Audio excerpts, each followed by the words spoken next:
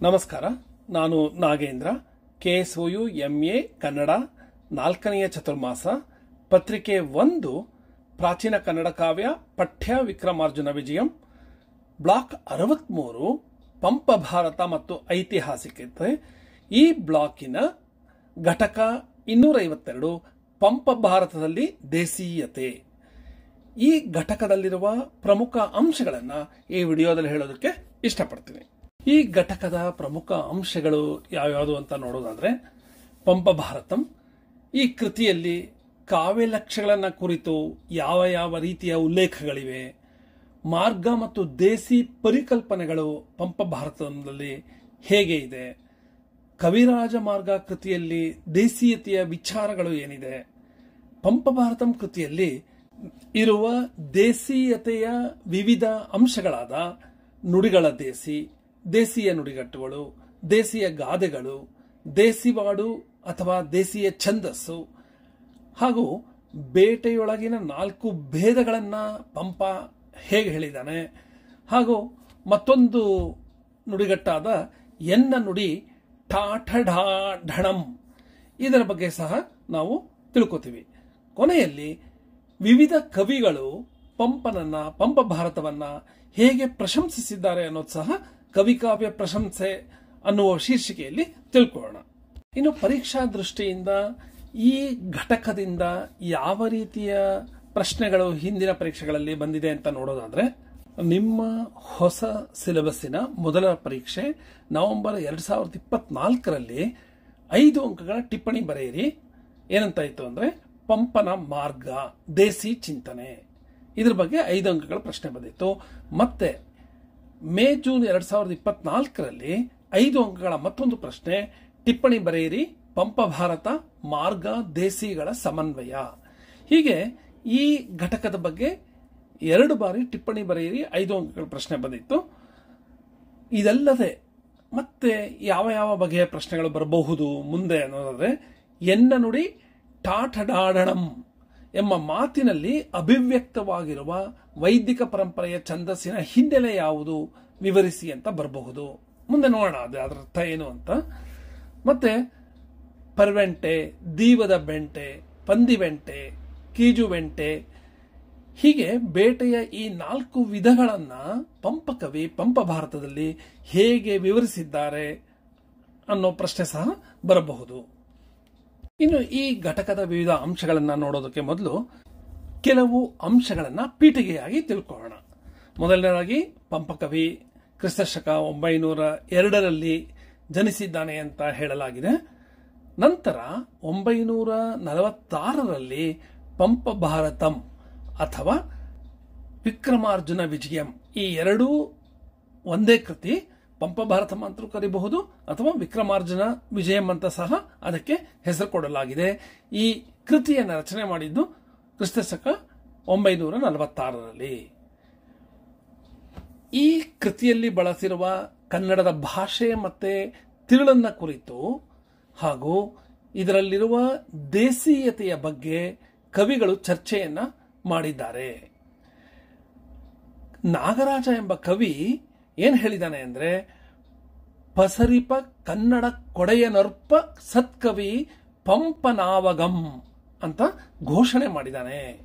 ಮತ್ತೆ ಪಂಪನೇ ಹೇಳಿರೋ ಹಾಗೆ ಸಮಸ್ತವಾದ ಅರ್ಥವನ್ನು ಒಳಗೊಂಡಿರೋದು, ಅಲಂಕಾರಗಳಿಂದ ಕೂಡಿರೋದು, ಉತ್ತಮವಾದ ವೃತ್ತಿ ವಿನ್ಯಾಸದಿಂದ ಯುಕ್ತವಾದುದು, ಮೃದು ಪದ ಪಾದಗಳನ್ನುಳ್ಳ ವಾಕ್ ಸಂಪತ್ತಿನಿಂದ ಸುಂದರವಾಗಿ ಕಲಾನ್ವಿತವಾದುದು ಈ ಕಾವ್ಯ ಅಂತ ಪಂಪ ಕವಿಯೇ ಈ ಪಂಪ ಭಾರತದ ಬಗ್ಗೆ ಹೇಳಿದ್ದಾನೆ.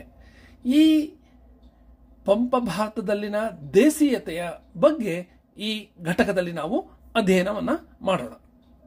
ಪಂಪ ಭಾರತಂ ಕೃತಿಯಲ್ಲಿ ಕಾವ್ಯ ಲಕ್ಷಣಗಳನ್ನ ಕುರಿತು ಪಂಪ ಹೇಗೆ ಉಲ್ಲೇಖ ಮಾಡಿದ್ದಾನೆ ಅಂತ ನೋಡೋದಾದ್ರೆ, ಈ ಕೃತಿಯಲ್ಲಿ ಪ್ರಥಮ ಆಶ್ವಾಸದ 8ನೇ ಪದ್ಯದಿಂದ 14ನೆಯ ಪದ್ಯದವರೆಗೆ ಪಂಪ ತನ್ನ ಕಾವ್ಯದಲ್ಲಿರುವ ಭಾಷೆ, ಬಂಧ, ಶೈಲಿ, ಲಕ್ಷಣಗಳನ್ನ ಕುರಿತು ತಿಳಿಸಿದ್ದಾನೆ.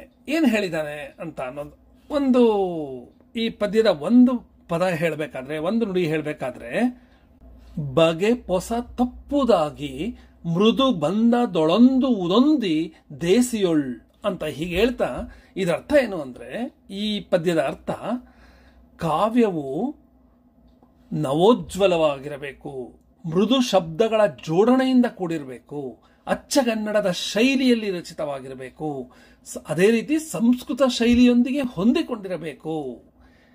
ಹೀಗೆಲ್ಲ ಸೇರಿಕೊಂಡಿದ್ರೆ ಕಾವ್ಯ ರಚನೆ ವಸಂತ ಕಾಲದಲ್ಲಿ ಮಾವಿನ ಮರವು ಕೆಂಪಾದ ಚಿಗುರು ಮತ್ತು ಹೂವುಗಳ ಭಾರದಿಂದ ಜೋತು ಬಿದ್ದ ತುಂಬಿಗಳಿಂದ ಆವೃತವಾಗಿ ಕೋಗಿಲಿಯ ಕೂಜನದಿಂದ ಪ್ರಕಾಶಿಸುವ ಹಾಗೆ ಶೋಭಾನಮಯವಾಗಿರುತ್ತದೆ ಅಂತ ಪಂಪ ಈ ಪದ್ಯದಲ್ಲಿ ಹೇಳಿದ್ದಾನೆ. ಹೀಗೆ ಮುಂದುವರೆತಾ ಈ 9ನೇ ಪದ್ಯದಲ್ಲಿ ಏನು ಹೇಳಿದ್ದಾನೆ ಅಂದ್ರೆ, ಸಮಸ್ತವಾದ ಅರ್ಥವನ್ನ ಒಳಗೊಂಡಿರೋದು, ಅಲಂಕಾರದಿಂದ ಕೂಡಿದುದು, ಉತ್ತಮವಾದ ವೃತ್ತಿ ವಿನ್ಯಾಸದಿಂದ ಯುಕ್ತವಾದುದು, ಮೃದು ಪದ ಪಾದಗಳನ್ನುಳ್ಳ ವಾಕ್ ಸಂಪತ್ತಿನಿಂದ ಸುಂದರವಾದ ಕಲಾನ್ವಿತವಾದುದು ಎನಿಸಿಕೊಂಡಿರುವ ಕಾವ್ಯವನ್ನು ಕನ್ಯೆಯನ್ನು ಅರಿಕೇಸರಿಗಲ್ಲಿದೆ ಅಪಾತ್ರರಿಗೆ ಮತ್ತಾರಿಗೋ ಅರ್ಪಿಸುವುದೇ ಅಂತ ಪಂಪ ಹೇಳಿದ್ದಾನೆ. ಅಂದ್ರೆ ಇವೆಲ್ಲ ಈ ಕಾವ್ಯದಲ್ಲಿದೆ ಅಂತ ಅವನು ಹೇಳಿದ್ದಾನೆ. ಇನ್ನು ಕಾವ್ಯದ ವರ್ಣನೆ ಹೇಗಿರಬೇಕು ಅಂತ ಪ್ರಥಮ ಆಶ್ವಾಸದ 11ನೇ ಪದ್ಯದಲ್ಲಿ ಏನು ಹೇಳಿದ್ದಾನೆ ಅಂದ್ರೆ, ಕಥೆಯ ವಸ್ತುವು ಹಿರಿದಾಗಿದ್ದರೂ ಅದರ ವಸ್ತು ವಿನ್ಯಾಸವು ನಷ್ಟವಾಗದಂತೆ ಸಮಗ್ರ ಭಾರತದ ಕಥೆಯನ್ನ ಅಪೂರ್ವವಾಗಿ ಹೇಳಿದ ಕವಿಗಳು ಈವರೆಗೆ ಯಾರೂ ಇಲ್ಲ. ವರ್ಣನಾಂಶಗಳಾದ ಅಷ್ಟಾದಶ ವರ್ಣನೆಗಳು ಕಥಾಂಶಗಳೊಡನೆ ಸಮಂಜಸವಾಗಿ ಹೊಂದಿಕೊಳ್ಳುವಂತೆ ಹೇಳೋದಾದ್ರೆ ಪಂಪನು ಮಾತ್ರ ಶಕ್ತ ಅಂತ ಪಂಡಿತರು ಒಂದೇ ಸಮನಾಗಿ ಹೇಳ್ತಾ ಇದ್ದಾರೆ ಅಂತ ಅವನು ಈ ಪದ್ಯದಲ್ಲಿ ಹೇಳಿದ್ದಾನೆ.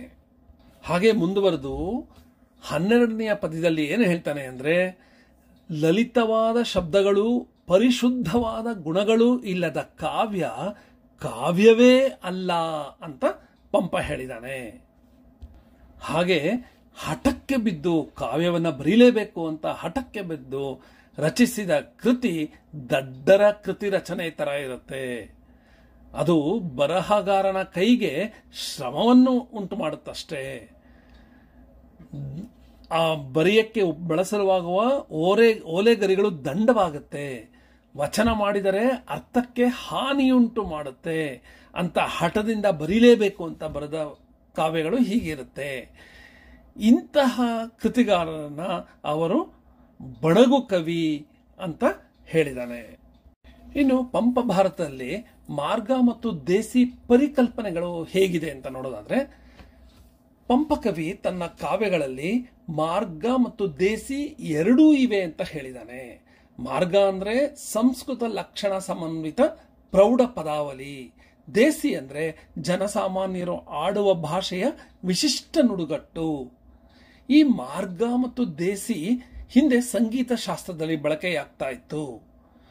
ಅಲ್ಲಿ ಅವು ಪಾರಿಭಾಷಿಕ ಪದಗಳಾಗಿ ಬಳಕೆಯಾಗ್ತಾ ಇತ್ತು. ಮಾತಂಗನ ಗ್ರಂಥದ ಹೆಸರೇ ಬೃಹದ್ದೇಶಿ ಅಂತ ಐತೆ. ಸಂಗೀತ ಶಾಸ್ತ್ರದಲ್ಲಿ ಮಾರ್ಗರಾಗ ದೇಸಿ ರಾಗ ಅಂತ ಇರುತ್ತೆ. ನಾಟ್ಯದಲ್ಲಿಯೂ ಮಾರ್ಗ ದೇಸಿ ಎಂಬ ದ್ವಿಪ್ರಕಾರಗಳಿರುತ್ತೆ. ಹಾಗೆ ಸಾಹಿತ್ಯದಲ್ಲೂ ಮಾರ್ಗ ಮತ್ತು ದೇಸಿ ಎಂಬುದು ಬಂದುಬಿಟ್ಟಿದೆ. ಈ ದೇಸಿ ಎಂಬ ಪದ ದೇಶ್ಯ ಎಂಬ ಪದದ ತದ್ಭವ ಪದ. ಮೊದಲು ಸಂಗೀತ ನೃತ್ಯ ಕಲೆಗಳಲ್ಲಿ ದೇಸಿ ಎಂಬ ಪದ ಮಾರ್ಗದ ಜೊತೆ ಜೋಡಿ ಜೋಡಿಯಾಗಿ ಬಳಕೆಯಲ್ಲಿತ್ತು. ಅನಂತರ ದೇಸಿ ಮತ್ತು ಮಾರ್ಗ ಪದಗಳು ಕಾವ್ಯ ಮೀಮಾಂಸೆಯಲ್ಲಿ ಪ್ರವೇಶಿಸಿರಬಹುದು ಅಂತ ಕೆ.ವಿ. ನಾರಾಯಣ ಎಂಬ ವಿದ್ವಾಂಸರು ತಿಳಿಸ್ತಾರೆ. ದೇಸಿ ಮಾರ್ಗಗಳು ಶೈಲಿಗೆ ಅಥವಾ ರೀತಿಗೆ ಸಂಬಂಧಿಸಿದ ವಿಷಯಗಳಾಗಿವೆ. ಪಂಪಕವಿ ದೇಸಿ ಎಂಬ ಪದವನ್ನ ಭೌಗೋಳಿಕ ವೈಶಿಷ್ಟ್ಯ ಎಂಬ ಅರ್ಥದಲ್ಲಿ ಬಳಸಿದ್ದಾನೆ. ಕನ್ನಡ ಭಾಷೆಯ ವೈಶಿಷ್ಟ್ಯ ಆಗಿರಬಹುದು, ಜನಪದೀಯ ರೀತಿ ನೀತಿಗಳಾಗಿರಬಹುದು, ಸ್ಥಳೀಯ ಕಲೆಗಳ ವೈಶಿಷ್ಟ್ಯ ಆಗಿರಬಹುದು, ಇವೆಲ್ಲವನ್ನು ದೇಸಿ ಎಂಬ ಪದದಿಂದ ಕರೆಯುತ್ತಾರೆ. ಕನ್ನಡದ ವಿಶಿಷ್ಟ ಲಕ್ಷಣಗಳನ್ನ ದೇಸಿ ಎಂಬ ಪದದಿಂದ ಕರೆಯೋದು ಕವಿರಾಜ ಮಾರ್ಗದಲ್ಲೇ ನಾವು ನೋಡಬಹುದು.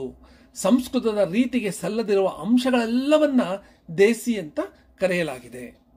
ಒಬ್ಬ ಕವಿ ಕಾವ್ಯವನ್ನ ರಚಿಸುವಾಗ ಈ ದೇಸಿ ಮತ್ತು ಮಾರ್ಗಗಳು ಯಾವ ಪ್ರಮಾಣದಲ್ಲಿರಬೇಕು, ಸ್ಥಳೀಯವಾದ ಕನ್ನಡತನವನ್ನ ಕವಿ ಎಷ್ಟು ಉಳಿಸ್ಕೊಳ್ಬೇಕು, ಸಂಸ್ಕೃತ ಭಾಷೆ ಮತ್ತು ಸಾಹಿತ್ಯದ ರೀತಿಯನ್ನ ಎಷ್ಟು ಅವಲಂಬಿಸಬೇಕು, ಈ ಎಲ್ಲ ಬಹಳ ಪಂಪನ ಕಾಲದಿಂದಲೂ ಕವಿಗಳ ಮುಂದೆ ಈ ಪ್ರಶ್ನೆ ಇದ್ದೇ ಇದೆ.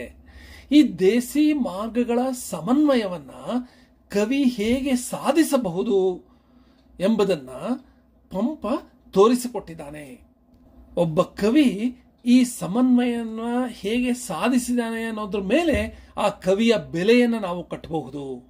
ದೇಸಿ ಮಾರ್ಗಗಳ ಸಮನ್ವತೆಯನ್ನ ಎತ್ತಿ ತೋರುವಲ್ಲಿ ಪಂಪ ಯಶಸ್ವಿಯಾಗುತ್ತಾನೆ ಅಂತ ಹಲವಾರು ಸಾಹಿತಿಗಳು, ವಿದ್ವಾಂಸರು ಹೇಳಿದ್ದಾರೆ.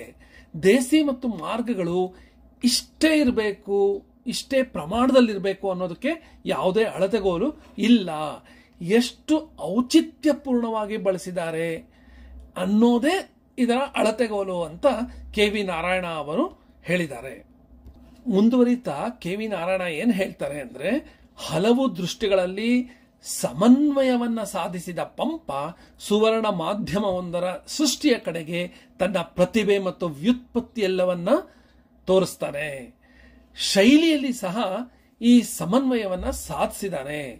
ಅಂದ್ರೆ ಪಂಪ ತನ್ನ ವಿಕ್ರಮಾರ್ಜುನ ವಿಜಯಂ ಅಥವಾ ಪಂಪ ಭಾರತದಲ್ಲಿ ದೇಸಿ ಮತ್ತು ಮಾರ್ಗಗಳ ಸಮನ್ವಯತೆಯನ್ನ ಸಾಧಿಸಿದ್ದಾನೆ. ಕನ್ನಡ ಮತ್ತು ಸಂಸ್ಕೃತಗಳ ಸರಿ ಬೆರಕೆ ಮಾಡುವುದರಲ್ಲಿ ಯಶಸ್ವಿಯಾಗಿದ್ದಾನೆ. ಈ ದಾರಿಯಲ್ಲಿ ಸುವರ್ಣ ಮಾಧ್ಯಮವೊಂದನ್ನು ಕಂಡುಕೊಳ್ಳುವಲ್ಲಿ ಪಂಪ ಯಶಸ್ವಿಯಾಗಿದ್ದಾನೆ ಅಂತ ಕೆ.ವಿ. ನಾರಾಯಣ ಅಷ್ಟೇ ಅಲ್ಲದೆ ಎಲ್ಲ ವಿಮರ್ಶಕರು ಒಕ್ಕರಲಿನಿಂದ ಅಭಿಪ್ರಾಯವನ್ನ ಪಟ್ಟಿದ್ದಾರೆ. ಕವಿರಾಜ ಮಾರ್ಗಂ ಕೃತಿಯಲ್ಲಿ ದೇಸೀಯತೆಯ ಬಗ್ಗೆ ಯಾವ ವಿಚಾರಗಳಿದೆ ಅಂತ ನೋಡೋದಾದ್ರೆ, ಸಂಸ್ಕೃತ ಭಾಷೆಯ ಮೂಲಕ ಬರುವ ಮಾರ್ಗ ಮತ್ತು ಕನ್ನಡ ಭಾಷೆಯ ಮೂಲದಿಂದ ಹರಿದು ಬರುವ ದೇಸೀಯತೆ, ಇವುಗಳ ಸರಿಬೆರಿಕೆ ಯಾವುದು, ಹೇಗಿರಬೇಕು, ಇವುಗಳನ್ನ ಮಿಶ್ರಣ ಮಾಡೋದು ಅನ್ನೋದು ಈ ಕವಿರಾಜ ಮಾರ್ಗ ಕಾಲಮಾನದ ಅಂದ್ರೆ 10ನೇ ಶತಮಾನದಲ್ಲೇ ಪ್ರಮುಖ ಚರ್ಚೆಯ ವಿಷಯ ಆಗಿತ್ತು. ಕವಿರಾಜ ಮಾರ್ಗದಲ್ಲಿ ಒಂದು ಕಡೆ ಏನು ಹೇಳಿದೆ ಅಂದ್ರೆ, ನಮ್ಮ ಪೂರ್ವಾಚಾರರು ಕಾವ್ಯದ ದೋಷವನ್ನ ಗುಣ ಅಂತ ಉದ್ಘರಿಸಿ ಕನ್ನಡದಲ್ಲಿ ತಂದಿದ್ದಾರೆ. ಕನ್ನಡದ ಮೂಲ ದೇಸೀಯತೆಯನ್ನ ಸಾಯಿಸಿ ಅಂದ್ರೆ ಬಿಟ್ಟು ಖಂಡ ಪ್ರಾಸಗಳನ್ನ ಅತಿಶಯವಾಗಿ ಮೆರೆಸಿದ್ದಾರೆ, ಅಲ್ಲದೆ ಯತಿಯನ್ನು ಸಹ ಬಿಟ್ಟಿದ್ದಾರೆ ಅಂತ ಕವಿರಾಜ ಮಾರ್ಗಕಾರ ಹೇಳಿದ್ದಾರೆ. ಹೀಗೆ 10ನೇ ಶತಮಾನಕ್ಕೆ ಮೊದಲೇ ಕನ್ನಡ ಕಾವ್ಯದಲ್ಲಿ ಸಂಸ್ಕೃತ ಭಾಷಾ ಸಾಹಿತ್ಯದ ಮೂಲಕ ಬಂದ ಕಾವ್ಯದ ವಸ್ತು, ಕಾವ್ಯದ ರೀತಿ, ಬಂಧ, ಛಂದಸ್ಸು, ವಿಚಾರಗಳು ಇವುಗಳು ಕನ್ನಡದಲ್ಲಿ ಎಷ್ಟಿರಬೇಕು, ಇವುಗಳ ಜೊತೆ ಸ್ಥಳೀಯವಾದ ಕನ್ನಡದ ದೇಸೀಯತೆಯ ಅಂಶಗಳು ಅಂದರೆ ಅಚ್ಚಗನ್ನಡ ಭಾಷೆಯನ್ನ ಯಾವ ಪ್ರಮಾಣದಲ್ಲಿ ಬಳಸಬೇಕು ಎಂಬುದನ್ನು ಕುರಿತು ಕವಿರಾಜ ಮಾರ್ಗಕಾರನ ಸಮಯದಲ್ಲೇ ಚರ್ಚೆಗಳು ನಡೀತಾ ಇತ್ತು. ನಾಣ್ಣುಡಿಗಳು, ಗಾದೆಗಳು, ದೇಶ, ಛಂದಸ್ಸು, ರೂಪ ಇವುಗಳೆಲ್ಲ ಎಷ್ಟಿರಬೇಕು ಎಂಬುದನ್ನ ಪಂಪನ ಪೂರ್ವ ಕಾಲದಲ್ಲೇ ಚರ್ಚೆ ನಡೀತಾ ಇತ್ತು ಅನ್ನೋದು ಈ ಕವಿರಾಜ ಮಾರ್ಗದಲ್ಲಿರುವ ಈ ಪದ್ಯದಿಂದ ಗೊತ್ತಾಗುತ್ತೆ. ಪಂಪ ಭಾರತ ಕೃತಿಯಲ್ಲಿ ದೇಸೀಯತೆಯ ಬಗ್ಗೆ ಹೇಗೆ ಹೇಳಲಾಗಿದೆ, ದೇಸೀಯತೆಯನ್ನ ಹೇಗೆ ಅಳವಡಿಸಿಕೊಳ್ಳಲಾಗಿದೆ ಅಂತ ನೋಡೋದಾದ್ರೆ, ಈ ಕೃತಿಯಲ್ಲಿ ದೇಸಿ ಮತ್ತು ಮಾರ್ಗಗಳ ಸಮನ್ವಯತೆಯನ್ನ ಕುರಿತು ಪಂಪ ಯಾವ ಆದರ್ಶವನ್ನ ಇಟ್ಕೊಂಡಿದ್ದ ಅಂತ ಗೊತ್ತಾಗುತ್ತೆ. ಪ್ರಥಮ ಆಶ್ವಾಸದ 8ನೇ ಪದ್ಯದಲ್ಲಿ ಏನು ಹೇಳಿದ್ದಾನೆ ಪಂಪ ಅಂದ್ರೆ, ಹೊಂದಿ ದೇಸಿಯೊಳ್ ಪುಗುವುದು ಪೊಕ್ಕ ಮಾರ್ಗದೊಳೆ ತಳ್ಳುವುದು. ಅಂದ್ರೆ ಅಚ್ಚಗನ್ನಡ ಶೈಲಿಯಲ್ಲಿ ರಚಿತವಾಗಿರಬೇಕು, ಆದರೆ ಸಂಸ್ಕೃತ ಶೈಲಿಯೊಂದಿಗೆ ಹೊಂದಿಕೊಂಡಿರಬೇಕು ಅಂತ ಪಂಪ ತನ್ನ ದೇಸಿ ಮತ್ತು ಮಾರ್ಗಗಳ ಸರಿಬರಿಕೆಯ ಆದರ್ಶವನ್ನ ತೋರಿಸಿದ್ದಾನೆ. ದೇಸಿ ಮತ್ತು ಮಾರ್ಗಗಳ ಸಮನ್ವಯತೆಯ ಕಲ್ಪನೆ ಪಂಪರದ್ದು ಹೀಗಿತ್ತು.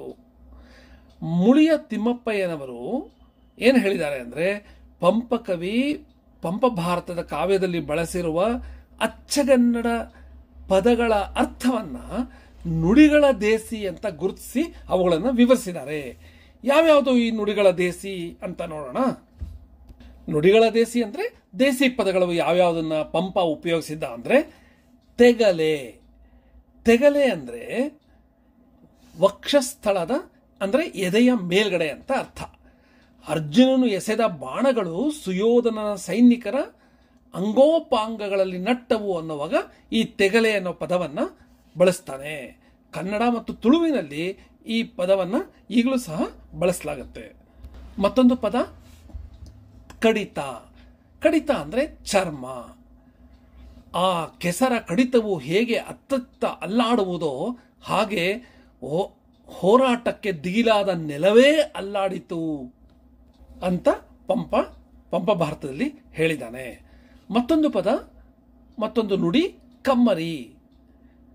ಕಮ್ಮರಿ ಗಡಿದವಳ್ ಅಂತ ಹೇಳಿದ್ದಾನೆ. ಕಮ್ಮರಿ ಅಂದ್ರೆ ಅಡ್ಡ ತಿಡ್ಡವಾಗಿ ಗಿಡಮರಗಳು ಬೀಳುವಂತೆ ಕಾಡನ್ನ ಕಡಿಯೋದು. ಈಗ ಮಲೆನಾಡಿನ ಒಕ್ಕಲಿಗರು ಇದಕ್ಕೆ ಉಮ್ಮರಿ ಗಡಿಯುವುದು ಅಂತ ಹೇಳ್ತಾರೆ.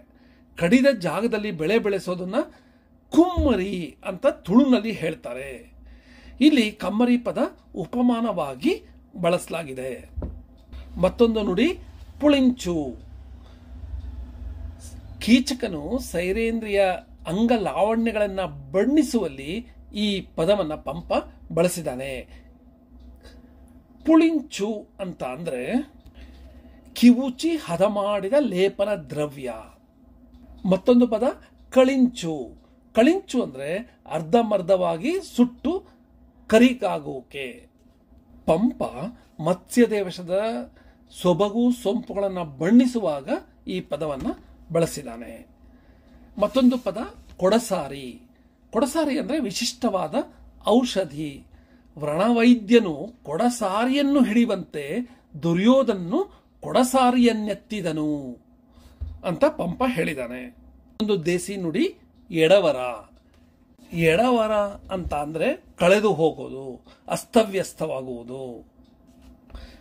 ಈ ಪದವನ್ನ ಪಂಪ 12ನೆಯ ಆಶ್ವಾಸದಲ್ಲಿ ಬಳಸಿದ್ದಾನೆ. ಈಗ ಪಂಪ ಭಾರತದಲ್ಲಿ ದೇಸಿಯ ನುಡಿಗಟ್ಟುಗಳು ಯಾವ್ಯಾವುದು ಬಳಸಲಾಗಿದೆ ಅಂತ ನೋಡೋಣ. 2 ಅಥವಾ 3 ಪದಗಳು ಅಥವಾ ನುಡಿಗಳು ಒಟ್ಟಿಗೆ ಸೇರಿ ಉಂಟಾಗುವ ಸಮಸ್ತ ಪದಕ್ಕೆ ನುಡಿಕಟ್ಟು ಅಥವಾ ನುಡಿಗಟ್ಟು ಅಥವಾ ಇಡಿಯಂ ಅಂತ ಇಂಗ್ಲಿಷ್ನಲ್ಲಿ ಹೇಳ್ತಾರೆ. ಅದರ ಅರ್ಥ 2 ಅಥವಾ 3 ಪದಗಳು ಒಟ್ಟಾಗಿ ಸೇರೋದು. ಈ ನುಡಿಗಟ್ಟುಗಳು ಆಯಾಯ ಸಂದರ್ಭಕ್ಕೆ ಅನುಗುಣವಾಗಿ ವಿಶೇಷವಾದ ಅರ್ಥವನ್ನ ಕೊಡುತ್ತೆ. ಭಿನ್ನ ಭಿನ್ನ ಪದಗಳಿಂದ ಕೂಡಿದ ನುಡಿಗಟ್ಟುಗಳು ಭಿನ್ನ ಭಿನ್ನ ವಿಶಿಷ್ಟಾರ್ಥಗಳನ್ನು ನೀಡುತ್ತೆ. ಸಮಾಸ ಪದದಲ್ಲಿ 2 ಪದಗಳು ಒಟ್ಟುಗೂಡಿ ಆದಾಗ ಸಮಾಸ ಪದ ಆಗುತ್ತೆ. ಸಮಾಸ ಪದದಲ್ಲಿ ಆ 2 ಪದಗಳಿಗೆ ಹತ್ತಿರದ ಸಂಬಂಧ ಇರಬೇಕು. ಉದಾಹರಣೆಗೆ ಕಲ್ಲಿದ್ದಲು, ಕಲ್ಲಿನಂತ ಇದ್ದಲು ಅಂದ್ರೆ ಇದ್ದಲು ಕಲ್ಲಿನ ಹಾಗಿರುತ್ತೆ ಅಂತ, ಇದು ಸಮಾಸ ಪದ. ಆದರೆ ನುಡಿಗಟ್ಟುಗಳಲ್ಲಿ ಪದಗಳು ಸೇರುವಾಗ ಯಾವುದೇ ಸಂಬಂಧಗಳು ಇರಬೇಕು ಪದಗಳ ಮಧ್ಯೆ ಅಂತ ನಿಯಮ ಇಲ್ಲ. ವಿವಿಧ ಅರ್ಥಗಳಿರುವ ಬೇರೆ ಬೇರೆ ಪದಗಳು ಸೇರಿದರೆ ಅದನ್ನ ನುಡಿಗಟ್ಟು ಅಂತ ಕರೆಯಲಾಗುತ್ತೆ. ಲಕ್ಷ್ಯ ವ್ಯಂಗ್ಯಗಳನ್ನ ಸೂಚಿಸುವ ಹಾಗೆ ನುಡಿಗಟ್ಟು ಇರುತ್ತೆ. ಉದಾಹರಣೆಗೆ ನಡೆದಷ್ಟು ನಾಡು, ಮಾಡಿದ್ದುಣ್ಣೋ ಮಹಾರಾಯ. ಹೀಗೆ ಈ 2 ಪದಗಳಿಗೆ ಸಂಬಂಧ ಇಲ್ಲದೆ ಇದ್ರೂ ಇದು ಒಂದು ಅರ್ಥವನ್ನ ಕೊಡುತ್ತೆ, ವಿಶೇಷವಾದ ಅರ್ಥವನ್ನ ಈ ನುಡಿಗಟ್ಟುಗಳು ಕೊಡುತ್ತೆ. ಪಂಪ ಭಾರತದಲ್ಲಿ ಬಳಸಲಾಗಿರುವ ನುಡಿಗಟ್ಟುಗಳಲ್ಲಿ ಉದಾಹರಣೆಗೆ ಯಾವ್ಯಾವುದು ಅಂದ್ರೆ, ಒಂದು ಕಾಲ್ಗುತ್ತು. ಕಾಲ್ಗುತ್ತು ಅಂತ ಅಂದ್ರೆ ಕಾಲ್ ಪ್ಲಸ್ ಗುರುತು, ಕಾಲ್ಗುತ್ತು ಅಂದ್ರೆ ಕಾಲಿನಲ್ಲಿ ಗುರುತು ಹಚ್ಚು ಅಥವಾ ಪರೀಕ್ಷಿಸು ಅಂತ ಅರ್ಥ. ಕೆರೆಗೆ ಒಂದು ವಸ್ತು ಬಿದ್ದಾಗ ಮೊದಲು ಕಾಲಿನಲ್ಲಿ ಅದನ್ನ ಗುರುತಿಸಿ ಅಂದ್ರೆ ಕಾಲಿನಲ್ಲಿ ಕೆದಕಿ ಅದು ಆ ವಸ್ತುನ ಅಂತ ಖಚಿತಪಡಿಸಿಕೊಂಡು ಆ ವಸ್ತುವನ್ನ ತೆಗೆದುಕೋತಾ ಇದ್ರು. ಸಂಧಿಗಾಗಿ ಹೊರಟ ಶ್ರೀಕೃಷ್ಣನಲ್ಲಿ ಧರ್ಮರಾಜನು ಅಗಾಧವಾಗಿರುವ ಇತರ ಸಾಮಾಜಿಕ ಮತ್ತು ರಾಜಕೀಯ ವಿಚಾರಗಳನ್ನ ವಿಚಾರಿಸು ಎಂಬ ಅರ್ಥದಲ್ಲಿ ಕಾಲ್ಗತ್ತು ಎಂಬ ಪದವನ್ನ ಪಂಪಕವಿ ಬಳಸಿದಾನೆ. ಮತ್ತೊಂದು ನುಡಿಗಟ್ಟು ಒಂದಡಿಕೆಯುಮಿಲ್ಲ ಕೇವಳೆ ಅಂದ್ರೆ ಯಾಚಕನಾಗಿ ಬಂದ ದ್ರೋಣನನ್ನು ವೀಕ್ಷಿಸಿ ನಾಡನ್ನೆಲ್ಲ ಕಶ್ಯಪ ಈ ಪ್ರಜಾಪತಿಗೆ ದಾನವಿಟ್ಟು ತಪಸ್ಸಿಗೆ ಹೊರಟ ಪರಶುರಾಮನ ಮನಸ್ಸಿನ ಬೇಸರವನ್ನ ಬಣ್ಣಿಸುವ ಸಂದರ್ಭದಲ್ಲಿ ಈ ಪದವನ್ನ ಒಂದಡಿಕೆಯುಮಿಲ್ಲ ಕೇಯೊಳೆ ಎಂಬ ಮಾತನ್ನ ಪಂಪ ಬಳಸಿದ್ದಾನೆ.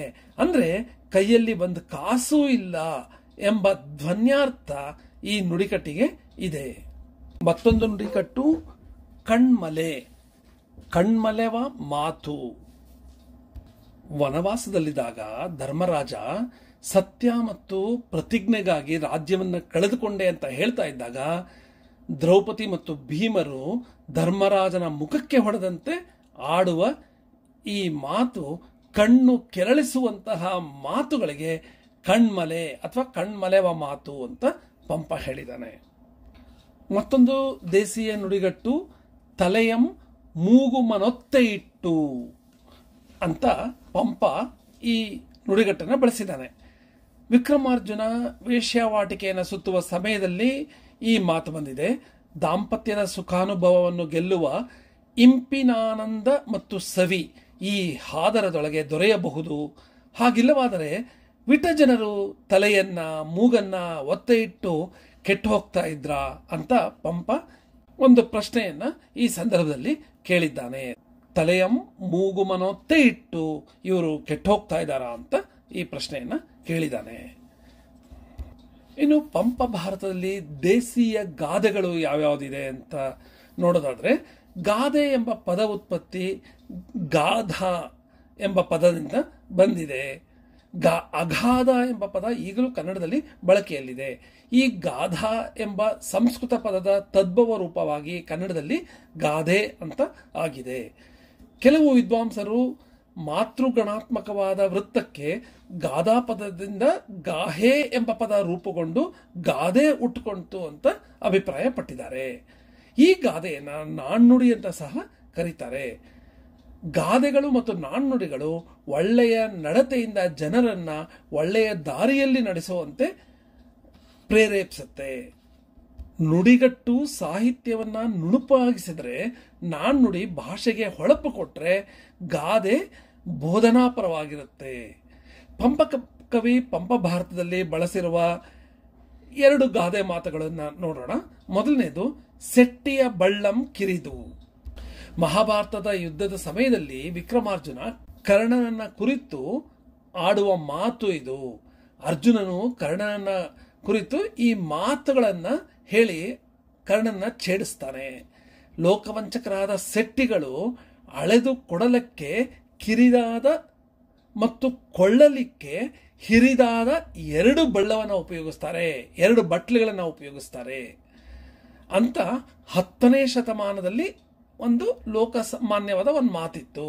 ಆದ್ರಿಂದಲೇ ಸೆಟ್ಟಿಯ ಬಳ್ಳ ಕಿರಿದು ಬಟ್ಟನ ಸೊಲ್ಲು ಬರಿದು ಅಂತ ಗಾದೆ ಉಟ್ಕೊಳ್ತು. ಸೆಟ್ಟಿ ವ್ಯಾಪಾರ ಮಾಡುವಾಗ ಚಿಕ್ಕ ಬಳ್ಳದಲ್ಲಿ ಅಳಿತಾನೆ, ಬಟ್ಟ ಕೆಲಸ ಕಾರ್ಯ ಮಾಡುವಾಗ ಕೆಲಸಕ್ಕೆ ಬರ್ತೀನಿ ಅಂತ ಹೇಳಿ ತಪ್ಪಿಸ್ಕೊಳ್ತಾನೆ ಅನ್ನೋ ಅರ್ಥ ಈ ಗಾದೆ ಮಾತಿಗಿದೆ. ದುರ್ಯೋಧನನ ಪರವಾಗಿ ಯುದ್ಧ ಮಾಡ್ತೀನಿ ಅಂತ ಕರ್ಣ ಹೇಳಿದಾಗ, ವೈರಿ ಎದುರಾದಾಗ ಕೈ ಚೆಲ್ಲಿದರೆ ನಿನಗೆ ಬೇಕಾದಾಗ ಒಂದು ನೀತಿ, ಬೇಡಾದಾಗ ಇನ್ನೊಂದು ನೀತಿ ಎಂಬ ಅರ್ಥದಲ್ಲಿ ಸೆಟ್ಟಿಯ ಬಳ್ಳ ಕಿರಿದು ಅಂತ ಪಂಪ ಕವಿ ಈ ಗಾದೆ ಮಾತನ್ನ ಬಳಸಿದ್ದಾನೆ. ಮತ್ತೊಂದು ಗಾದೆ ಪಂಪ ಬಳಸಿರೋದು ಬಡಿ ಗಂಡನಿಲ್ಲ ಪಾಲನೆ ಕಂಡಂ. ಅಂದ್ರೆ ಜೂಜಿನ ಗೆಲುವಿನಿಂದ ಬಂದ ಈ ರಾಜ್ಯವನ್ನ ನೋಡಿ ಮುಂದಾಗುವ ಕಾರ್ಯವನ್ನ ಕಾಣದೆ ದುರ್ಯೋಧನನು ಅದೇತಕ್ಕೆ ಅಂತ ಹುಚ್ಚನಾದ. ಮೇಲೆತ್ತಿದ ಕೊಡಚಿ, ಬಡಿ ಅಥವಾ ಹೊಡೆಯೋ ಕೋಲನ್ನ ಕಾಣದೆ ಹಾಲನ್ನು ಮಾತ್ರ ಕಣ್ಣಲ್ಲ ಅಂತ ಪಂಪ ಹೇಳುವಾಗ ಬಡಿ ಗಂಡನಿಲ್ಲ ಪಾಲನೆ ಕಂಡು ಹಾಲನ್ನ ಕಂಡು ಅಂತ ಪಂಪ ಈ ಗಾದೆಯನ್ನ ಬಳಸಿದ್ದಾನೆ. ಅಂದ್ರೆ ರಾಜ್ಯದ ಆಸೆಗೆ ಅವನು ಕಂಡುಕೊಂಡ ಮಾರ್ಗ ಸರಿ ಇಲ್ಲ ಅನ್ನೋ ಒಂದು ದೃಷ್ಟಿಯನ್ನ ಇಲ್ಲಿ ಪಂಪ ಕೊಟ್ಟಿದ್ದಾನೆ ಅಂತ ಹೇಳಬಹುದು. ಪಂಪ ಭಾರತದಲ್ಲಿ ದೇಸಿವಾಡು ಅಥವಾ ದೇಸಿಯ ಛಂದಸ್ಸುಗಳನ್ನ ಹೇಗೆ ಬಳಸಲಾಗಿದೆ ಅಂತ ಈಗ ನೋಡೋಣ. ಪಂಪ ಪ್ರಯೋಗಿಸಿರುವ ಛಂದಸ್ಸು ಪ್ರಧಾನವಾಗಿ ಚಂಪು ಛಂದೋಬದ್ಧವಾಗಿದೆ. ಇದರಲ್ಲಿ ಅದು ಖ್ಯಾತ ಕರ್ನಾಟಕಗಳನ್ನು, ಕಂದ ಪದ್ಯಗಳನ್ನು ಒಳಗೊಂಡಿದ್ರು. ಅಲ್ಲಲ್ಲಿ ದೇಸಿಯ ಛಂದೋಬದ್ಧವಾದ ರಗಳೆ, ಪಿರಿಯಕ್ಕರ ಮತ್ತು ಕೆಲವು ವಚನ ಭಾಗಗಳನ್ನು ಸಹ ಒಳಗೊಂಡಿದೆ. ಈ ಚಂಪು ಛಂದೋಬಂಧ ಮತ್ತು 6 ಖ್ಯಾತ ಕರ್ನಾಟಕಗಳು ಸಂಸ್ಕೃತ ಮೂಲದ ಛಂದಸ್ಸು ಅಂತ ನಮಗೆಲ್ಲ ಗೊತ್ತು. ಆದರೆ ರಗಳೆ ಮತ್ತು ಪಿರಿಯಕ್ಕರ ದೇಸಿಯ ಛಂದಸ್ಸು ಅನ್ನೋದನ್ನು ನಾವಿಲ್ಲಿ ನೆನಪಿಸ್ಕೋಬೇಕು. ಪಂಪ ಬಳಸಿರುವ ಈ ರಗಳೆಯ ಬಗ್ಗೆ ಮುಳಿಯ ತಿಮ್ಮಪ್ಪಯ್ಯನವರು ಏನು ಹೇಳಿದ್ದಾರೆ ಅಂದರೆ, ರಗಳೆ ಎಂಬ ದೇಸಿಯವಾದ ಹಾಡಿನ ಮಟ್ಟು ಮಾರ್ಗಾನುಸಾರಿಯಾದ ಸ್ಥಿರತೆಗೆ ಒಳಗಾಗಿಲ್ಲ. ಅಂದರೆ ಅದರ ಗಣಗಳು, ಪಾದಗಳು ನಿರ್ದಿಷ್ಟವಾಗಿ ಖಚಿತವಾಗಿ ಹೇಳಲಾಗಿಲ್ಲ ಅಂತ ಮುಳಿಯ ತಿಮ್ಮಪ್ಪಯ್ಯ ಹೇಳ್ತಾರೆ. ನಾಗವರ್ಮ ಸಹ ತನ್ನ ಛಂದೋಂಬುಧಿಯಲ್ಲಿ ರಗಳೆ ಬಗ್ಗೆ ಏನು ಹೇಳ್ತಾನೆ ಅಂದರೆ, ರಗಳೆಯ ಲಕ್ಷಣ ಹೇಗಿರುತ್ತೆ ಅಂದರೆ, ಗಣ ನಿಯಮ ಇರೋದಿಲ್ಲ, ಪ್ರತಿಯೊಂದು ಪಾದದಲ್ಲಿಯೂ ಮಾತ್ರೆಗಳು ಸರಿಯಾಗಿರಬೇಕು, ತಾಳದ ಗಣನೆಗೆ ಒಡಂಬಟ್ಟಿರಬೇಕು ಅಂತ ನಾಗವರ್ಮ ಹೇಳಿದ್ದಾನೆ. ಸಮನಾದ ಮಾತ್ರೆಗಳು, ಪಾದಗಳು ಎಷ್ಟಿರಬೇಕು ಅನ್ನೋದು ನಾಗವರ್ಮ ಹೇಳೋದಿಲ್ಲ. ಆದ್ರಿಂದ ರಗಳೆ ಎಂಬ ದೇಸೀಯವಾದ ಛಂದಸ್ಸು ಹಾಡಾಗಿಯೇ ಉಳಿದು ಬಂದು ಅದು ಮಾರ್ಗೀಯವಾದ ವೃತ್ತದ ಯಾವ ಸ್ಥಿತಿಯನ್ನು ಹೊಂದಲಿಲ್ಲ ಅಂತ ಮುಳಿಯ ತಿಮ್ಮಪ್ಪಯ್ಯ ಗುರುತಿಸ್ತಾರೆ. ಹಾಗೆ ಅವರು ಮುಂದುವರಿತಾ ಏನು ಹೇಳ್ತಾರೆ ಅಂದರೆ, ಪಂಪನ ವಿಕ್ರಮಾರ್ಜುನ ವಿಜಯಂ ಕೃತಿಯಲ್ಲಿ 3 ರಗಠಾಬಂಧಗಳು ಕ್ರಮವಾಗಿ ಪ್ರಥಮ, ತೃತೀಯ, ಚತುರ್ಥ ಆಶ್ವಾಸಗಳಲ್ಲಿ ಇವೆ. ಮೊದಲಿನ 2ಕ್ಕೆ ರಗಳೆ ಎಂಬ ಸಾಮಾನ್ಯ ಹೆಸರಿದ್ರೂ ಕಡೆಯದಕ್ಕೆ ವಿಶೇಷವಾದ ಮಟ್ಟರಗಳೆ ಎಂಬ ಹೆಸರಿದೆ ಅಂತ ಮುಳಿಯ ತಿಮ್ಮಪ್ಪಯ್ಯನವರು ಹೇಳ್ತಾರೆ. ಪಂಪ ಭಾರತದಲ್ಲಿರುವ ಈ ಮೊದಲ ರಗಳೆ ಪ್ರಥಮ ಆಶ್ವಾಸದಲ್ಲಿ ಹಸ್ತಿನಾಪುರವನ್ನು ವರ್ಣಿಸುವ ಪದ್ಯದಲ್ಲಿ ಇದೆ. ಇಲ್ಲಿ ಅಂತ್ಯಪ್ರಾಸ ಇದೆ. ಈ ಪದ್ಯಗಳ ಪಾದಗಳ ಅಂತ್ಯದಲ್ಲಿ ಹೇಗೆ ಬರುತ್ತೆ ಅಂದರೆ, ಕೃತಕ ಗಿರಿಗಳಿಂ ತಾನಿ ಕುಂಜದಿಂ ಅನ್ನುವ ರೀತಿಯಲ್ಲಿ ಅಂತ್ಯಪ್ರಾಸ ಹೊಂದಿದೆ ಈ ಮೊದಲ ರಗಳೆಯಲ್ಲಿ. ಏನು ನಾವು ಮೊದಲ ರಗಳೆ ಅಂತ ಕರಿತೀವಿ, ಇಲ್ಲಿ ಪಾದಗಳು ಸಹ ಸಮಾನ ಮಾತ್ರೆಗಳು ಹೊಂದಿಲ್ಲ. ಮೊದಲನೆಯ ಪಾದದಲ್ಲಿ 23 ಮಾತ್ರೆಗಳಿದ್ರೆ, ಎರಡನೆಯದರಲ್ಲಿ 25 ಮಾತ್ರೆಗಳಿವೆ. ಹಾಗಾಗಿ ಇದನ್ನ ಮುಕ್ತ ಪದಾರ್ಥ ಗ್ರಹಣದ ರಗಳೆ ಆಗಿರಬಹುದೇ ಅಂತ ಮುಳಿಯ ತಿಮ್ಮಪ್ಪಯ್ಯನವರು ಅಭಿಪ್ರಾಯವನ್ನು ಪಟ್ಟಿದ್ದಾರೆ.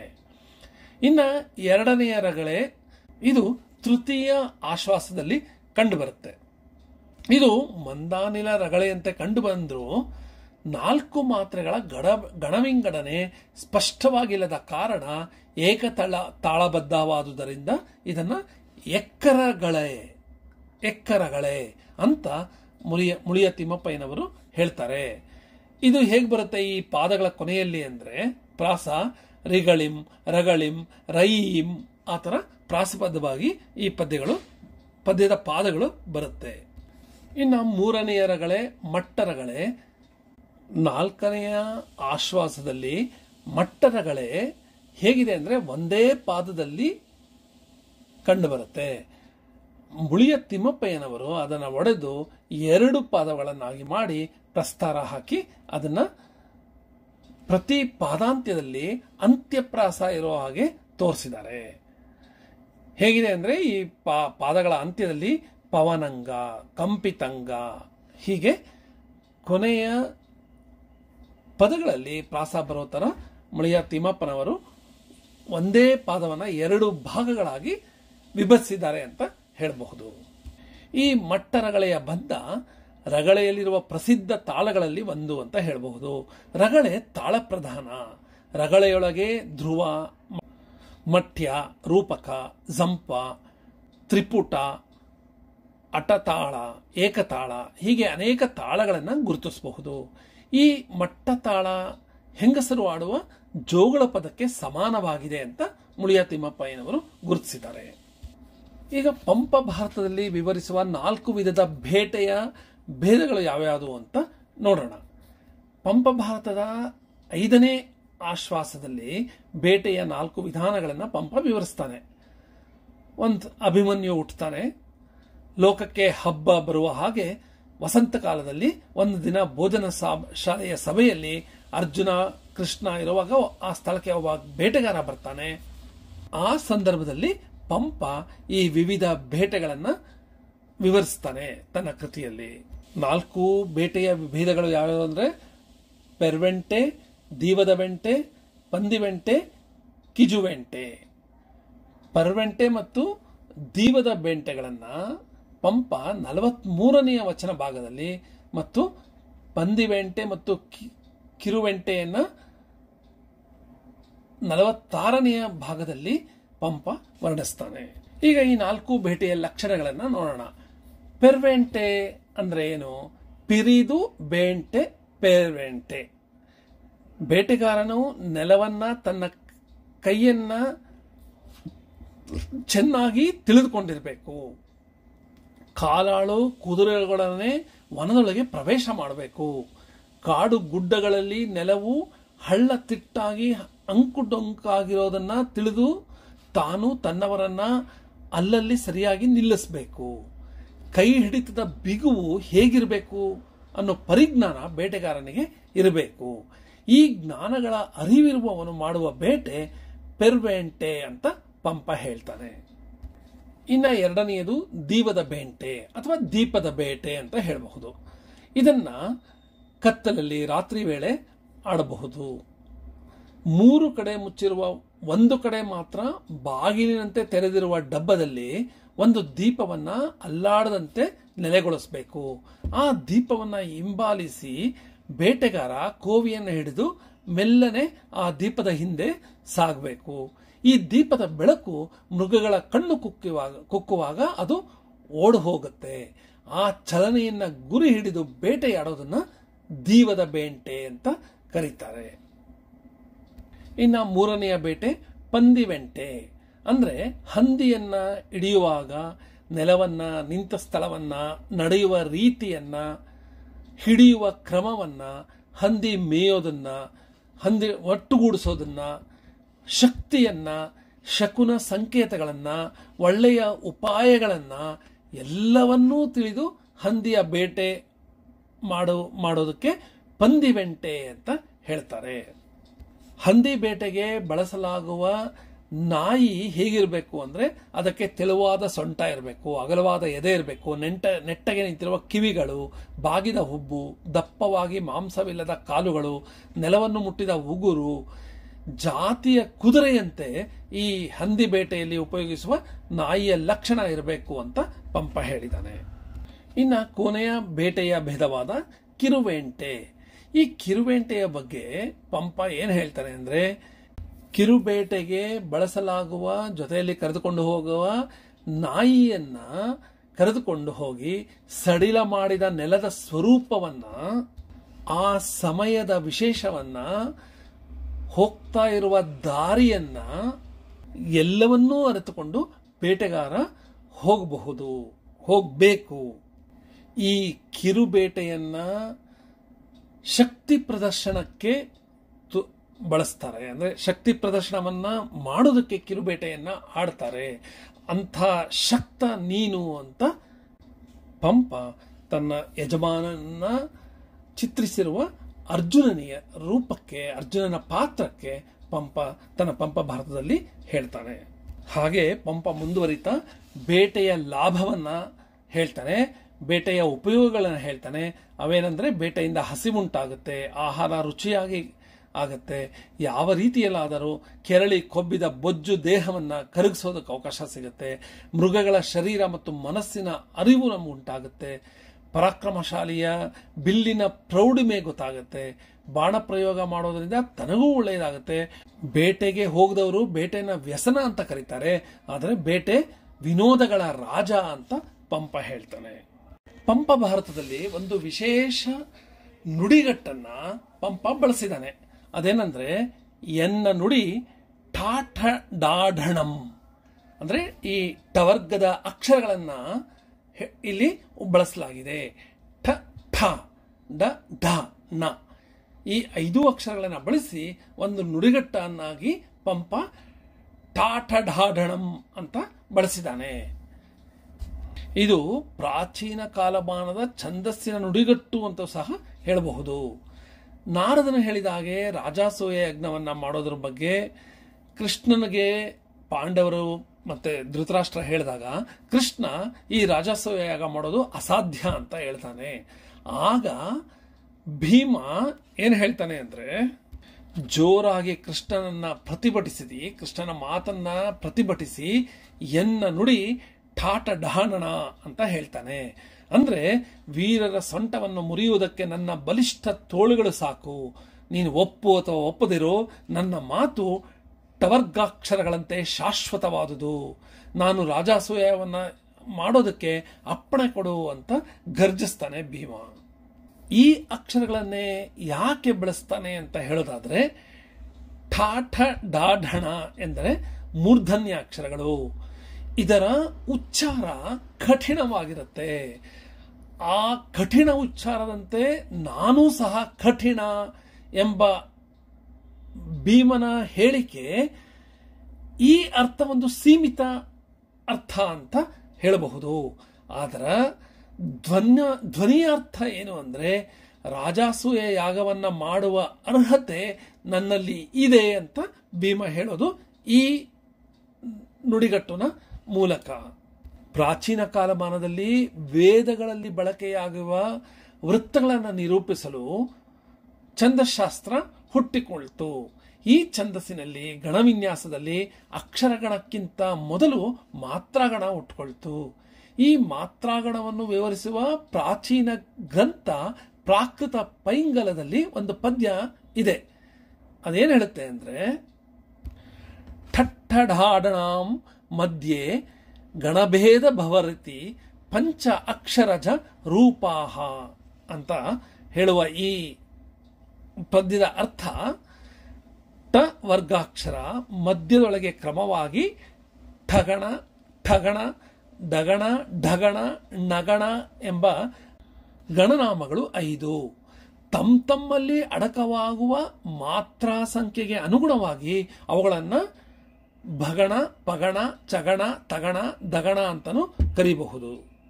ಅಂದರೆ ಪ್ರಾಚೀನ ಕಾಲದಲ್ಲಿ ಮೊದಲಿಗೆ ಮಾತ್ರಾಗಣವನ್ನು ಠ ಠ ಢ ಢ ನ ಎಂಬ 5 ಗಣಗಳನ್ನು ಮಾತ್ರ ಗುರುತಿಸಿದ್ರು. ಅನಂತರ ಅದರಲ್ಲಿ ಕಲಾ ಸಂಖ್ಯೆಗಳನ್ನ ಅಂದ್ರೆ ಮಾತ್ರಗಳ ಒಳಭೇದವನ್ನ ಛ ಪ ಚ ತ ಧ ಎಂಬುದಾಗಿ ಗುರುತಿಸಿದ್ರು. ಈ ಠಾಠ ಢಾಢಣಗಳೇ ರೂಪಾಂತರವಾಗಿ ನಾಗವರ್ಮನ ಛಂದೋಂಬುಧಿಯಲ್ಲಿ ಬ್ರಹ್ಮ ವಿಷ್ಣು ರುದ್ರಗಣಗಳು ಆದವು ಅಂತ ಮುಳಿಯ ತಿಮ್ಮಪ್ಪಯ್ಯ ಹೇಳಿದ್ದಾರೆ.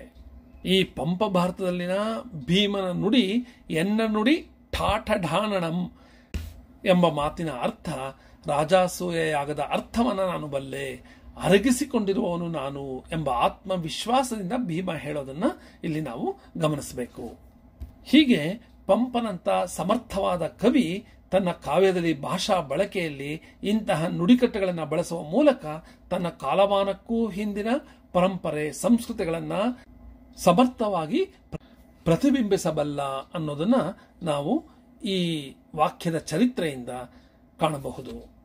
ಇನ್ನು ಪಂಪ ಭಾರತ ಮತ್ತು ಪಂಪನ ಪ್ರಶಂಸೆಯನ್ನ, ಕವಿ ಕಾವ್ಯ ಪ್ರಶಂಸೆಯನ್ನ ಯಾವ ಯಾವ ನಂತರದ ಕವಿಗಳು ಮಾಡಿದ್ದಾರೆ ಅನ್ನೋದನ್ನ ನೋಡೋದಾದ್ರೆ, ಪಂಪ ಕವಿಯ ಕಾವ್ಯಶಕ್ತಿಯನ್ನ, ಧರ್ಮಶ್ರದ್ಧೆ ಮೊದಲಾದ ಜೈನಾಗಮ ಪಾಂಡಿತ್ಯವನ್ನ ಆತನ ನಂತರದ ಉತ್ತರಕಾಲೀನ ಕವಿಗಳು ಬಾಯಿ ತುಂಬಾ ಹೊಗಳಿದ್ದಾರೆ.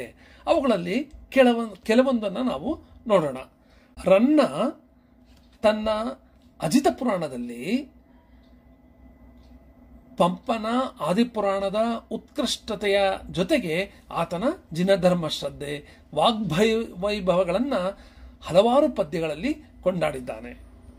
ದುರ್ಗಸಿಂಹ ಏನ್ ಹೇಳಿದ್ದಾನೆ ಅಂದ್ರೆ, ಪಂಪ ಕವಿಯ ಗೀರ್ಘುಗ್ಗದ ಅಂದ್ರೆ ವಾಕ್ಯಬಂಧದ ಹಿರಿಮೆ ಅದ್ಭುತವಾದದ್ದು ಅಂತ ಎಲ್ಲ ವಿದ್ವಾಂಸರು ವರ್ಣಿಸಿದ್ದಾರೆ ಅಂತ ದುರ್ಗಸಿಂಹ ಹೇಳಿದ್ದಾನೆ. ಇನ್ನು ಇಮ್ಮಡಿ ನಾಗವರ್ಮ ಏನ್ ಹೇಳಿದ್ದಾನೆ ಅಂದ್ರೆ, ಅಚ್ಚ ರೀತಿಯಲ್ಲಿ ಆದಿಜಿನನ ಚರಿತ್ರೆಯನ್ನ ನಿರ್ಮಿಸಿದ ಪಂಪನ ಹಾಗೆ ಬೇರೆ ಯಾರು ನಿರ್ಮಿಸೋದಕ್ಕೆ ಸಾಧ್ಯ ಅಂತ ಪ್ರಶ್ನೆ ಮಾಡಿದ್ದಾನೆ ಇಮ್ಮಡಿ ನಾಗವರ್ಮ. ಇನ್ನು ಜಾತಕ ತಿಲಕ ರಚಿಸಿದ ಶ್ರೀಧರಾಚಾರ್ಯ ಏನು ನೆನಪಿಸ್ಕೊಂಡಿದ್ದಾನೆ ಅಂದರೆ ಶ್ಲೇಷೆಯಿಂದ ಅನವದ್ಯಂ ಕವಿತಾ ಗುಣಾರ್ಣವಂ ಅಂತ ಪಂಪನನ್ನ ನೆನೆಸ್ಕೊಂಡಿದ್ದಾನೆ. ಇನ್ನು ನಯಸೇನ ಏನು ಅಪೇಕ್ಷೆ ಪಡ್ತಾನೆ ಅಂದರೆ ಪಂಪನ ರಸಭಾವ ತನ್ನ ಕೃತಿಯಲ್ಲಿ ನೆಲೆಸಲಿ ಅಂತ ನಯಸೇನ ಆಸೆ ಪಟ್ಟಿದ್ದಾನೆ. ಕರ್ಣಪಾರ ಏನು ಹೇಳ್ತಾನೆ ಅಂದರೆ ಪೊನ್ನ, ರನ್ನ ಮತ್ತು ಪಂಪನ ಕವಿತಾ ಗುಣಕ್ಕೆ ಸರಿಗಟ್ಟ ಕವಿತೆಯನ್ನು ಬರೆಯುವವರು ಲೋಕದಲ್ಲಿ ಹಿಂದೆ ಇರಲಿಲ್ಲ, ಮುಂದೆ ಇರೋದಿಲ್ಲ ಅಂತ ಕರ್ಣಪಾರ ಹೇಳಿದ್ದಾನೆ. ರುದ್ರಭಟ್ಟ ಏನು ಹೇಳಿದ್ದಾನೆ, ಪಂಪನ ರೀತಿ ತನ್ನ ಕೃತಿಯಲ್ಲಿ ಇರಲಿ ಅಂತ ಆಕಾಂಕ್ಷೆ ಪಟ್ಟಿದ್ದಾನೆ. ಅಗ್ಗಳ ಏನು ಹೇಳ್ತಾನೆ ಅಂದರೆ ಪಂಪ ಮೊದಲಾದ ಪೂರ್ವ ಪ್ರಸಿದ್ಧ ಕವಿತ್ರಯಕ್ಕೆ ಜಗತ್ರಯವೇ ಮಾರಿ ಹೋಯಿತು ಅಂತ ಉದ್ಗಾರ ಅಗ್ಗಳ ಪಟ್ಟಿದ್ದಾನೆ. ಇನ್ನು ಆಚಣ್ಣ ಏನು ಹೇಳ್ತಾನೆ ಅಂದರೆ ರಸಿಕಾಗ್ರಣಿ ಹಂಪದೇವನೆಂಬ ಪಂಪನನ್ನು ಲೋಕ ಮೆಚ್ಚಿತ್ತು ಅಂತ ಆಚಣ್ಣ ಹೇಳ್ತಾನೆ. ಇನ್ನು ಬ್ರಹ್ಮಶಿವ ಪಂಪನ ಬಗ್ಗೆ ಹೇಳಬೇಕಾದ್ರೆ ಜಿನವಲ್ಲಭ, ಅಮಳಯ ಶೋಧನ, ಉತ್ತಮ ರಾಜಪೂಜಿತ ಅಂತ ಪಂಪನನ್ನ ನೆನೆಸ್ಕೊಂಡಿದ್ದಾನೆ.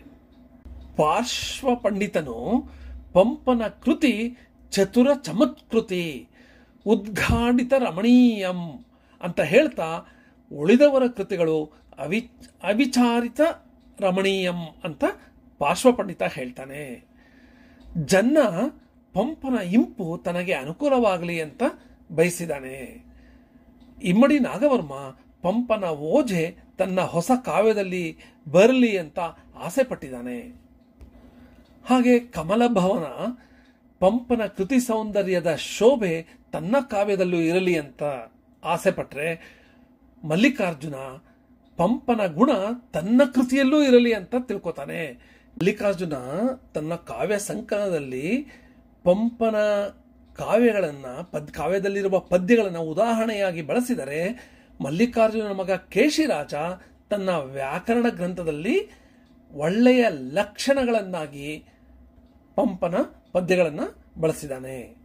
ಕುಮುದೆಂದು ಪಂಪನ ಜಿನಚರಿತೆಯಿಂದ ತನ್ನಂತವರ ಜ್ಞಾನ ಹೆಚ್ಚಾಗಲಿ ಅಂತ ಆಶಿಸ್ತಾನೆ. ಚೌಂಡರಸ ಲಕ್ಷಣ ಲಕ್ಷಿತಾದ್ಭುತವ ಜೋನಿಷ್ಕಂಪ ಅಂತ ಪಂಪನನ್ನ ಕೊಂಡಾಡಿದ್ದಾನೆ. ಕರ್ತೃ ನಾಗರಾಜ ತನ್ನ ಕಥಾಪ್ರಸಂಗದಲ್ಲಿ ಪಂಪ ರಸನೊಪ್ಪುವ ಕಾವ್ಯದ ರೀತಿ ಯಾವಾಗಲೂ ತನ್ನ ಕಾವ್ಯದಲ್ಲಿ ಬರಲಿ ಅಂತ ಅಪೇಕ್ಷೆ ಪಟ್ಟಿದ್ದಾನೆ. ಬಾಹುಬಲಿ ಪಂಡಿತ ಧರ್ಮನಾಥ ಪುರಾಣ ಎಂಬ ತನ್ನ ಕೃತಿಯಲ್ಲಿ ರಸಾಗ್ರಣಿ ಹಂಪಂ ಅಂತ ಮೆಚ್ಕೊಂಡಿದ್ದಾನೆ ಪಂಪನನ್ನ ಆದಿಕವಿ ಅಂತ ಹೇಳೋದನ್ನ ಒಪ್ಪದಿದ್ದ ಆತನ ವಿರೋಧಿಗಳು ಅದನ್ನ ಅಲ್ಲಗಳೆಯಲು ವಿಲೋಮ ಕ್ರಮದಲ್ಲಿ ಅಂದರೆ ಬಲದಿಂದ ಎಡಕ್ಕೆ ಅದನ್ನ ಹೇಳಬೇಕಾದ್ರೆ ಪಂಪ ಅನ್ನೋ ಹೆಸರೇ ಬಂದ್ಬಿಡ್ತು ಅಂತ ಮಧುರಕವಿ ತನ್ನ ಚಮತ್ಕಾರೋಕ್ತಿಯನ್ನ ಬಳಸಿದ್ದಾನೆ. ನಂತರದ ಹಾಡುಗಬ್ಬದ ಕವಿಗಳಾದ ದೇವಪ್ಪ, ಶಿಶುಮಾಯಣ, ಪದ್ಮಕವಿ, ಪಟ್ಟಾಭಿರಾಮ, ಪದ್ಮರಾಜ, ಅಳಿಯಲಿಂಗರಾಜ, ಹಿರಣ್ಯಗರ್ಭ ಇವರೆಲ್ಲರೂ ಪಂಪನನ್ನ ಸ್ಮರಿಸಿದ್ದಾರೆ ಮತ್ತು ಸ್ತುತಿಸಿದ್ದಾರೆ. ಪಂಪನ ಆದಿಪುರಾಣದ ಕವಿತ್ವ ಗುಣ, ಜೈನ ಧಾರ್ಮಿಕ ಸಂಗತಿಗಳ ಆಚರಣೆಗಳ ಹೃದಯ ಸ್ಪರ್ಶಿಯಾದ ಬೋಧಪ್ರದವಾದ ನಿರೂಪಣೆ ಇವೆಲ್ಲಕ್ಕೂ ಈಚಿನ ಕಾಲದ ಕವಿಗಳು ಸಹ ಮನಸೋತಿದ್ದಾರೆ. ಆತನ ಜೈನ ಶ್ರದ್ಧೆ, ವಾಗ್ವೈಭವ, ರಸಭಾವಗಳು, ರೀತಿ, ರಸಿಕತೆ, ಮೃದುಕ್ತಿ, ಓಜೆಗುಣ, ಇಂಪು, ಯಶಸ್ಸು, ಲಕ್ಷಣ ಲಕ್ಷಿತವಾದ ಅದ್ಭುತ ನವೋಚ್ಚ ವಿಲಾಸ ಇವೆಲ್ಲವನ್ನ ಎಲ್ಲ ಕವಿಗಳು ಮೆಚ್ಚಿಕೊಂಡಿದ್ದಾರೆ. ಪಂಪಕವಿಯ ಕಾವ್ಯಶಕ್ತಿಯ ಗುಣವಿಶೇಷಗಳಾದ ಧ್ವನಿಯುಕ್ತತೆ, ನಾಟಕೀಯ ಗುಣ, ಪಾತ್ರ ಮತ್ತು ಸನ್ನಿವೇಶ ರಚನೆಯ ಕೌಶಲ್ಯ, ವಸ್ತು ಸಂವಿಧಾನದ ನೈಪುಣ್ಯ, ಮಾತುಗಾರಿಕೆ ಮತ್ತು ಲೋಕಜ್ಞಾನದ ದೇಸಿ ಬಳಕೆ ಇವೆಲ್ಲವನ್ನ ವಿದ್ವಾಂಸರುಗಳು ಒಪ್ಕೊಂಡಿದ್ದಾರೆ, ಮೆಚ್ಚಿದ್ದಾರೆ. ಪಂಪನ ಕೃತಿಗಳ ಅನುಕರಣೆಗಳನ್ನ ಉತ್ತರ ಕಾಲೀನ ಕವಿಗಳಲ್ಲಿ ಉದಾಹರಣೆಗೆ ಚಾವುಂಡರಾಯ, ರನ್ನ, ನಾಗಚಂದ್ರ, ಶಾಂತಿನಾಥ, ಕರ್ಣಪಾರ್ಯ, ಅಗ್ಗಳ, ಜನ್ನ, ಕುಮಾರವ್ಯಾಸ ಇವರೆಲ್ಲರ ಕೃತಿಗಳಲ್ಲಿ ನಾವು ನೋಡಬಹುದು. ಪಂಪನ ಕೃತಿಗಳ ಪ್ರಭಾವದ ವ್ಯಾಪ್ತಿ 20ನೇ ಶತಮಾನದ ಕವಿಗಳಿಗೂ ಸಹ ಆಗಿದೆ. ಅಂತ ಹೇಳಬಹುದು. ಡಿ.ಎಲ್. ನರಸಿಂಹಾಚಾರ್ಯರು ಹಳಗನ್ನಡ ಸಾಹಿತ್ಯ ಕುರಿತು ಬರೆದ ತಮ್ಮ ಒಂದು ಲೇಖನದಲ್ಲಿ ಪಂಪನ ಬಗ್ಗೆ ಹೀಗೆ ಹೇಳಿದ್ದಾರೆ. ಏನಂತ ಅಂದ್ರೆ, ಪಂಪ ತನ್ನ ಕಾಲದ ಅತಿಶ್ರೇಷ್ಠ ಕವಿ. ಹಲವು ಶತಮಾನಗಳು ಕಳೆದ ಮೇಲೂ ಸಹ ಅವನ ಹೆಸರು ಕನ್ನಡ ಸಾಹಿತ್ಯದ ಒಂದು ಗೌರವಾನ್ವಿತವಾದ ಹೆಸರು. ಅತ್ಯುನ್ನತ ಕವಿಯಾದ ಆತನ ಸ್ಥಾನ ಎಂದಿಗೂ ಪ್ರಶ್ನೆಗೆ ಒಳಗಾಗಿಲ್ಲ. ಆತನ ಪ್ರಭಾವ ಇನ್ನೂ ಜೀವಂತವಾಗಿದೆ ಅಂತ ಡಿ.ಎಲ್. ನರಸಿಂಹಾಚಾರ್ಯರು ಹಳಗನ್ನಡ ಕುರಿತಾದ ತಮ್ಮ ಕೃತಿಯಲ್ಲಿ, ಅದರಲ್ಲೂ ಅದು ಆಂಗ್ಲ ಕೃತಿಯಲ್ಲಿ, ಕರ್ನಾಟಕ ದರ್ಶನ ಎಂಬ ಕೃತಿಯಲ್ಲಿ ಬರೆದಿದ್ದಾರೆ. ಹೀಗೆ ಹಲವಾರು ಕವಿಗಳು ಪಂಪನನ್ನ, ಅವನ ಕಾವ್ಯಗಳನ್ನ ಕೊಂಡಾಡಿದ್ದಾರೆ, ಪ್ರಶಂಸಿಸಿದ್ದಾರೆ. ಇಲ್ಲಿಗೆ ಈ ಘಟಕ 252 ಪಂಪ ಭಾರತದಲ್ಲಿ ದೇಸೀಯತೆ, ಈ ಘಟಕದ ಎಲ್ಲ ಪ್ರಮುಖ ಅಂಶಗಳ ಬಗ್ಗೆ ಈ ವಿಡಿಯೋದಲ್ಲಿ ಹೇಳಲಾಗಿದೆ. ಮೊದಲಿಗೆ ಪಂಪ ಭಾರತಂ ಕೃತಿಯಲ್ಲಿನ ಕಾವ್ಯ ಲಕ್ಷಣಗಳನ್ನ ಕುರಿತು ಯಾವ ಯಾವ ಉಲ್ಲೇಖಗಳು ಬಂದಿವೆ ಅಂತ ಹೇಳಿದ್ವಿ, ಮತ್ತು ಪಂಪ ಮಾರ್ಗ ಮತ್ತು ದೇಸಿ ಪರಿಕಲ್ಪನೆಗಳನ್ನ ಹೇಗೆ ತೋರಿಸಿದಾನೆ ಅಂತ ಹೇಳಿದ್ವಿ. ನಂತರ ಕವಿರಾಜ ಮಾರ್ಗದಲ್ಲಿ ದೇಸೀಯತೆಯ ವಿಚಾರಗಳು ಏನು ಬಂದಿತ್ತು ಅಂತ ನೋಡಿದ್ವಿ. ನಂತರ ಪಂಪ ಭಾರತ ಕೃತಿಯಲ್ಲಿ ದೇಸೀಯತೆ ಹೇಗೆ ಹಾಸು ಹೊಕ್ಕಾಗಿದೆ, ಆ ಪಂಪ ಭಾರತದಲ್ಲಿ ದೇಸಿ ನುಡಿಗಳ ಬಗ್ಗೆ, ದೇಸಿಯ ನುಡಿಗಟ್ಟುಗಳ ಬಗ್ಗೆ, ದೇಸಿಯ ಗಾದೆಗಳ ಬಗ್ಗೆ, ದೇಸಿಯ ಛಂದಸ್ಸಿನ ಬಗ್ಗೆ ನಾವು ವಿವರಗಳನ್ನು ತಿಳಿದುಕೊಂಡ್ವಿ. ಮತ್ತೆ ಪಂಪ ಹೇಳಿದ ಬೇಟೆಯ 4 ಭೇದಗಳು ಯಾವ್ಯಾವುದು ಅಂತ ತಿಳ್ಕೊಂಡ್ವಿ. ನಂತರ ಭೀಮ ಹೇಳುವ ಎನ್ನ ನುಡಿ ಠಾಠಡಾಡಣಂ ಅನ್ನೋದ್ರ ಬಗ್ಗೆ ಸಹ ನಾವು ವಿವರವಾಗಿ ತಿಳಿದುಕೊಂಡ್ವಿ.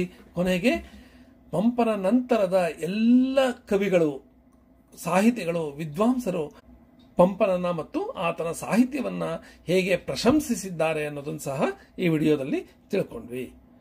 ಇಲ್ಲಿಗೆ ಈ ಘಟಕದ ಎಲ್ಲ ಅಂಶಗಳನ್ನು ಈ ವಿಡಿಯೋದಲ್ಲಿ ವಿವರಿಸಿದ್ದೇನೆ. ಈ ವಿವರಣೆ, ಈ ಘಟಕದ ಅಂಶಗಳು ನಿಮಗೆ ಅರ್ಥ ಆಗಿದ್ರೆ ಈ ವಿಡಿಯೋ ಕೆಳಗಡೆ ಇರುವ ಕಾಮೆಂಟ್ ಬಾಕ್ಸ್ನಲ್ಲಿ ನಿಮ್ಮ ಅಭಿಪ್ರಾಯವನ್ನು ತಿಳಿಸಿ. ನಮಸ್ಕಾರ.